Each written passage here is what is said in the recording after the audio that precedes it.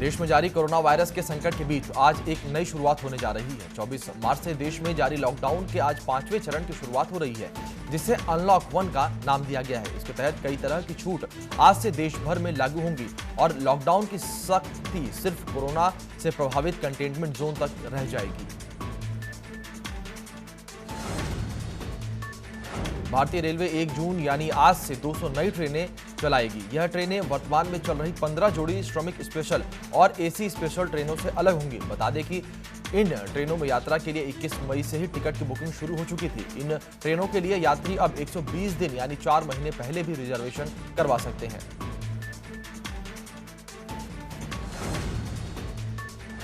UP सरकार ने unlock 1 के लिए दिशा निर्देश जारी कर दिए हैं। आज सुबह 8 बजे से प्रदेश में बस सेवा शुरू की जाएगी। बस में यात्रियों की थर्मल स्क्रीनिंग होगी और सभी का मास्क पहनना जरूरी होगा। अपर मुख्य सचिव गृह अवनीश कुमार अवस्थी ने प्रेस कॉन्फ्रेंस में बताया कि बसों को सैनिटाइज किया जाएगा। बसों में जितनी सीटें होंगी उतने यात्री ही बैठ सकेंगे।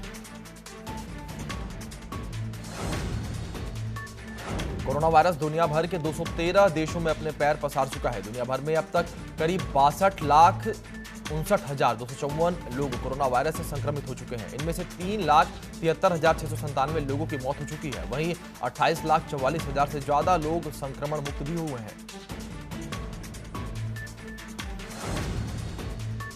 देश में जानलेवा कोरोना वायरस का प्रकोप जारी है। स्वास्थ्य मंत्रालय के ताजा आंकड़ों के मुताबिक देश में पिछले 24 घंटे में 8,392 कोरोना संक्रमितों की संख्या बढ़ गई है और 230 मरीजों की मौत हो गई है। देश में कुल 1,90,535 लोग कोरोना से संक्रमित हो चुके हैं। वहीं 5,394 लोगों की मौत हो चुकी है। हालांकि 86,984 लोग ठीक भी हुए हैं।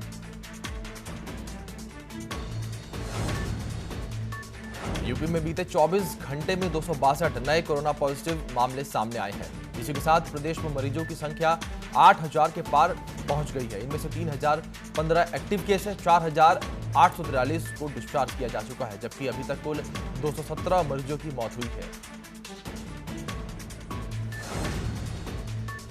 चक्रवाती तूफान अम्फान की तबाही के बाद एक और तूफान का खतरा मंडरा रहा है। मौसम विभाग के मुताबिक अगले 24 घंटे में गुजरात और महाराष्ट्र में चक्रवाती तूफान तबाही मचा सकता है। भारत मौसम विज्ञान विभाग ने बताया कि उत्तरी और दक्षिणी गुजरात तटों के पास अरब सागर में बन रहा कम दबाव का क्षेत्र आगे और मजबूत होकर चक्रवाती तूफान में तब्दील हो सकता है।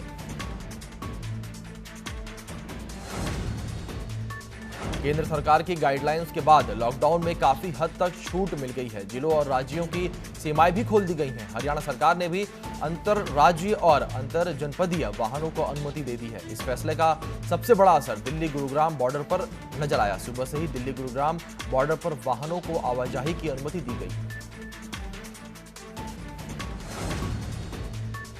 राजधानी दिल्ली में लॉकडाउन 5 के तहत की गई रियायतों के बावजूद नोएडा और गाजियाबाद का बॉर्डर नहीं खोला गया है। गौतम बुद्ध नगर प्रशासन ने बॉर्डर सील रहने के आदेश दिए हैं।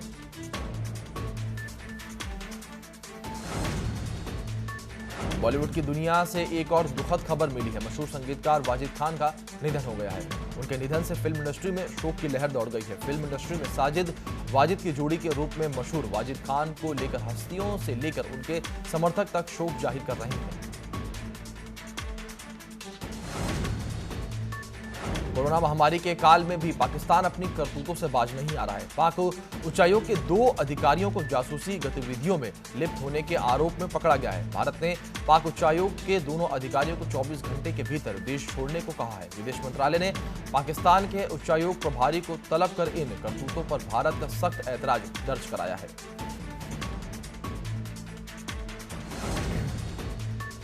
राम जन्मभूमि तीर्थ क्षेत्र ट्रस्ट से नाराज अयोध्या के संतों को मनाने के लिए विश्व हिंदू परिषद के नेता और बीजेपी लगातार संपर्क बना रहे हैं। विश्व हिंदू परिषद के केंद्रीय पदाधिकारी राजेंद्र सिंह पंकज दिगंबर अखाड़ा के महंत सुरेश दास से मुलाकात की, तो वहीं बीजेपी विधायक वेद प्रकाश गुप्ता संतों के दूसरे दिन चल रही बैठक में शामिल होने के लिए पहुंचे, जहां संतों ने उन्हें ज्ञापन सौंपा।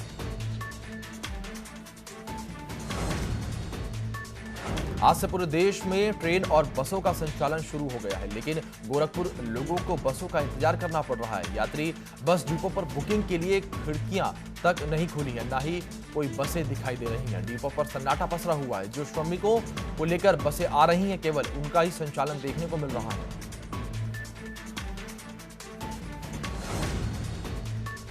प्रयागराज में भी आज से आम आदमी के लिए सभी रूटों पर बसें चलाई जा रही हैं। बसों के संचालन की जानकारी मिलने के साथ ही सिविल लाइंस बस अड्डे के बाहर यात्रियों का जमावड़ा लगने लगा। बसों को सैनिटाइज किया जा चुका है। बस में बैठने से पहले यात्रियों की थर्मल स्क्रीनिंग की जा रही है। साथ ही उनके हाथों को सैनिटाइज करवाने के साथ मास्क लगाने के बाद ही बसों के अंदर एंट्री दी जाएगी।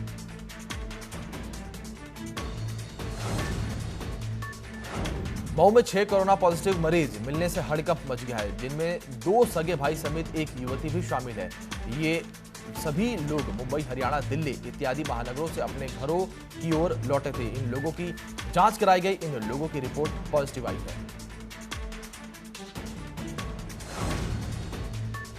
काशीपुर में कुमाऊं मंडलायुक्त ने बाजपुर रोड स्थित क्वारंटीन सेंटर का निरीक्षण किया। इस दौरान कुमाऊं कमिश्नर ने जिले के क्वारंटीन सेंटरों की स्थिति पर संतोष व्यक्त किया। इस दौरान मीडिया से रूबरू होते हुए उन्होंने कहा कि क्वारंटीन सेंटर की स्थिति अच्छी है। माननीय हाईकोर्ट के द्वारा नियुक्त अधिकारियों के माध्यम से क्वारंटीन सेंटरों का निरीक्षण करवाया गया है, जिसकी रिपोर्ट आनी अभी बाकी है। लॉकडाउन के कारण मिर्जापुर में गंगा जल में 60 से 65% का सुधार दिख रहा है। नदी को प्रदूषित करने वाले कारखानों के बंद होने के कारण गंगा नदी में मिलने वाले दूषित जल का आना बंद है। गंगा किनारे बसे मिर्जापुर में विंध्याचल से लेकर नगर तक दर्जनों घाट है। गंगा का निर्मल जल देखकर लोग काफी खुश हैं।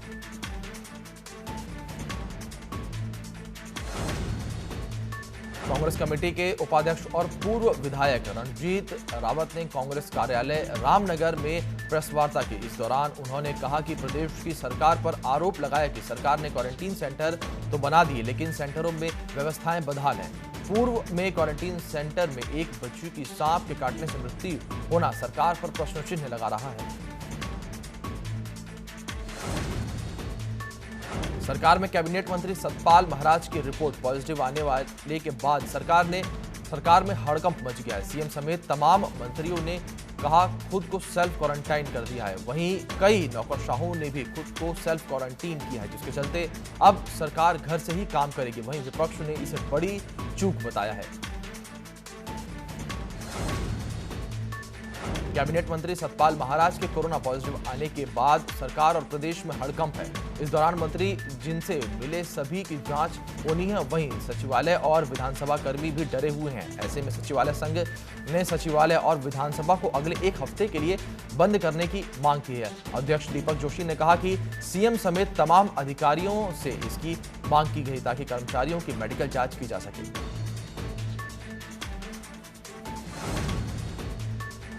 प्रदेश में कोरोना का संक्रमण आम से लेकर खास लोगों तक पहुंचता दिख रहा है। ऐसे में उत्तराखंड विधानसभा के अध्यक्ष प्रेमचंद अग्रवाल ने कहा कि जिस तरह से कैबिनेट मंत्री के लिए परिवार तक कोरोना पहुंच गया, उसके बाद अब साफ हो गया है कि हमें इससे और गंभीरता से लेने की जरूरत है। उन्होंने कहा कि अभी से सभी को साफ सफाई रखने और मास्क लगाने की जरूरत है।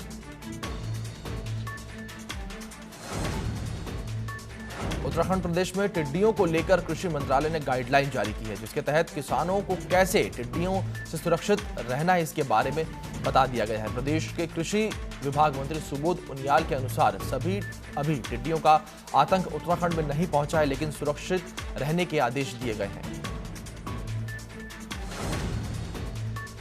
नोएडा के कोतवाली फेज 3 के सेक्टर 64 में स्थित निजी कंपनी में अचानक भीषण आग लग गई। आग की चपेट में पूरी कंपनी आ गई। सूचना मिलते ही मौके पर दमकल की 4 गाड़ियां पहुंच गई और कड़ी मशक्कत के बाद आग पर काबू पाया गया।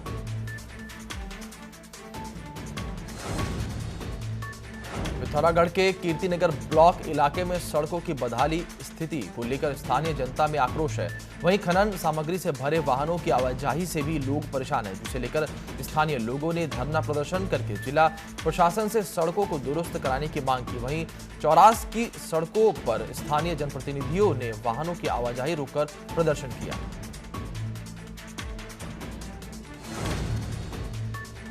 अलीगढ़ में थाना शहर कोतवाली इलाके में दबंगई का मामला सामने आया है, जहां पास में ही रहने वाला एक नामजद दबंग एक युवक को परेशान कर रहा था। युवक ने जब विरोध किया तो दबंग ने अपने साथियों के साथ मिलकर उसके साथ मारपीट की, साथ ही चाकू से भी वार किया, जिससे पीड़ित पक्ष के 3 लोग घायल हो गए हैं। पुलिस पीड़ित पक्ष की तहरीर के आधार पर आरोपी दबंगों की तलाश में जुट गई है। रुड़की में दर्जनों गन्ना किसानों के भुगतान न होने पर समिति के कार्यालय में पहुंचकर जमकर हंगामा काटा। किसानों का आरोप है कि चीनी मिल फरवरी तक का भुगतान कर चुकी है, लेकिन इकबालपुर गन्ना समिति कार्यालय के पास भुगतान का कोई रिकॉर्ड नहीं है, जिसके चलते आए दिन किसानों को कार्यालय के चक्कर लगाने पड़ रहे हैं।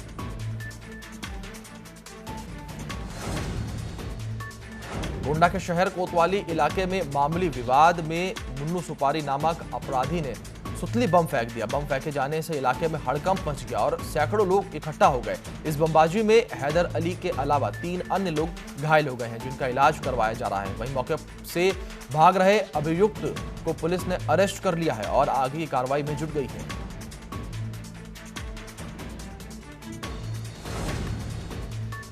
संभल के कोतवाली इलाके में राइफल धारी दबंग का वीडियो वायरल हो रहा है। वीडियो में आपसी रंजिश में मौजूदा प्रधान और पूर्व प्रधान ने अपने साथियों के साथ घेरा हुआ है और वो गोली मारने की बात कह रहा है। वीडियो के आधार पर पुलिस ने 4 लोगों को गिरफ्तार किया है।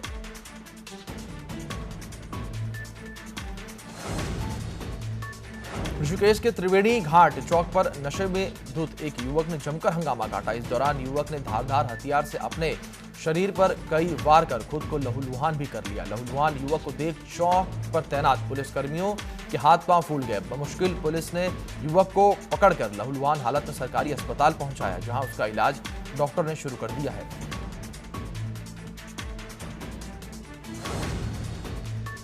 सीमांत खटीमा में लॉकडाउन के दौरान बेखौफ खनन माफिया अवैध कारोबार को अंजाम दे रहे हैं। स्थानीय प्रशासन और पुलिस अवैध खनन पर अंकुश लगाने में नाकाम दिख रही है। इस मामले पर तहसीलदार ने कहा कि मिट्टी खनन की परमिशन एसडीएम के माध्यम से दी गई है। इसके साथ ही तहसीलदार ने कहा कि अवैध रूप से मिट्टी खनन होने पर जांच करा कार्रवाई की जाएगी।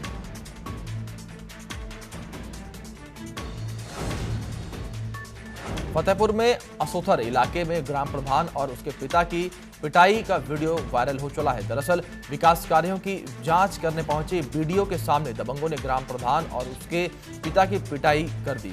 पुलिस ने आरोपियों को चिन्हित कर कार्रवाई में जुट गई है। पुलिस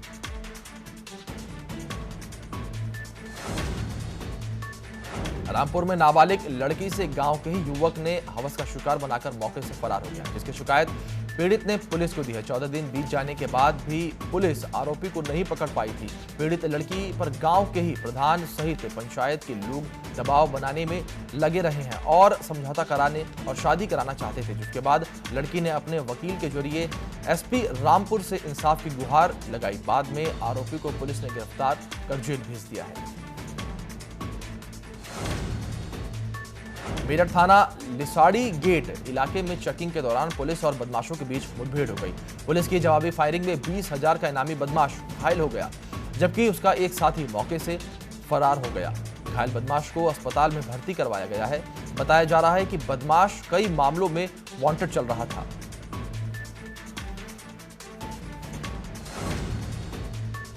नोएडा का थाना फेज 3 पुलिस और बदमाशों के बीच रूटीन चेकिंग के दौरान बहलूलपुर गोल चक्कर के पास मुठभेड़ हो गई। इस दौरान बदमाशों ने पुलिस पर फायरिंग की। पुलिस की जवाबी फायरिंग में 25,000 के नामी बदमाश घायल हो गया, जबकि दूसरा बदमाश मौके से फरार हो गया। बदमाश के पास से एक बाइक समेत तमंचा बरामद हुआ है।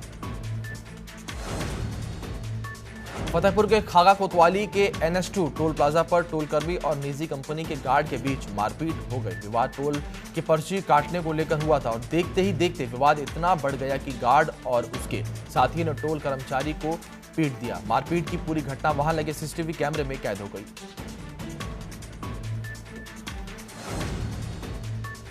काशीपुर पुलिस ने दबिश देकर एक युवक को लाखों की स्मैक के साथ धर दबोचा है। पुलिस को सूचना मिली कि मोहल्ला अली खां में कब्रिस्तान गेट के पास एक युवक स्मैक की बिक्री कर रहा है। पुलिस ने मौके पर पहुंचकर उसे गिरफ्तार कर लिया। आरोपी को न्यायालय के समक्ष पेश कर दिया है। युवक के कब्जे से पुलिस को लाखों रुपए की स्मैक और 5,000 की नकदी भी बरामद हुई है। बाराबंकी में थाना नगर कोतवाली के अंतर्गत बाइक पर सवार होकर आए 2 लोगों ने प्रेम कुमार और उसके बेटे को गोलियों से भून दिया। इस गोलीकांड के बाद इलाके में दहशत का माहौल है। दोनों को अस्पताल में भर्ती करवाया गया है, जहां दोनों की हालत गंभीर है। पुलिस ने मामले की गंभीरता को देखते हुए अपनी जांच शुरू कर दी है और आरोपियों की धरपकड़ में जुट गई है। बुलंदशहर पुलिस ने मोहित हत्याकांड का खुलासा कर हत्यारोपी पत्नी और उसके प्रेमी समेत 3 लोगों को गिरफ्तार किया है। हत्याकांड का खुलासा करते हुए पुलिस ने कहा कि मोहित की पत्नी प्रेम संबंध में हत्या की। बताते चले कि 3 मई की देर रात राहुल ने मोहित की हत्या की थी। इस मामले में मोहित के पिता ने शक की बुनियाद पर 3 लोगों के खिलाफ तहरीर दी थी। रायबरेली में शहर कोतवाली इलाके में एक कूड़ेदान में नवजात शिशु का शव बरामद होने से हड़कंप मच गया। स्थानीय लोगों ने पुलिस को सूचना दी तो मौके पर पुलिस पहुंची और शव को कब्जे में लेकर जांच शुरू कर दी है। संभल के चंदौसी कोतवाली इलाके में एक सिरफिरे पति ने शराब पीने से मना करने पर पत्नी की पीट कर हत्या कर दी। हत्या के बाद आरोपी खुद थाने पहुंचकर पुलिस को आपबीती बताई, जिसके बाद मौके पर पहुंची पुलिस ने शव को कब्जे में लेकर पोस्टमार्टम के लिए भेजा है।